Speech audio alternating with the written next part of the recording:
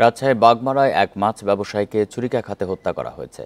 হত্যাকাণ্ডের পর উত্তেজিত জনতার গণপিটুনিতে সন্দেহভাজন যুবকের মৃত্যু হয়েছে। শুক্রবার সন্ধ্যায় উপজেলার রানশিবাজার এলাকায় এই ঘটনা ঘটে। নিহত মাছ ব্যবসায়ীর নাম আব্দুর রাজ্জাক এবং সন্দেহভাজন যুবকের নাম আমিনুল ইসলাম। তারা দুজনেই নওগাঁর আত্রাই উপজেলার গোয়ালবাড়ি গ্রামের বাসিন্দা। পুলিশ জানিয়েছে, রাজ্জাকের কাছ থেকে মাছ বিক্রির টাকা ছিনিয়ে নিতে ছুরিকাঘাত করে আমিনুল। বান্ডেল থাকলে প্রতি সেনমানিতে টাকা বাঁচবে। বিকাশ সেনমানি বান্ডেল কিনে জিতুন প্রতি লেনদেনে। এতে ঘটনাস্থলেই মারা যান তিনি। এ সময় বাজারে উপস্থিত মানুষ আমিনুলকে ধাওয়া করে মারধর করে। পুলিশের বাধা উপেক্ষা করেই ওই তরুণকে পিটিয়ে হত্যা করে বিক্ষুব্ধ স্থানীয়রা। এ সময় উত্তেজিত জনতার হামলায় 5 পুলিশ সদস্য আহত হন।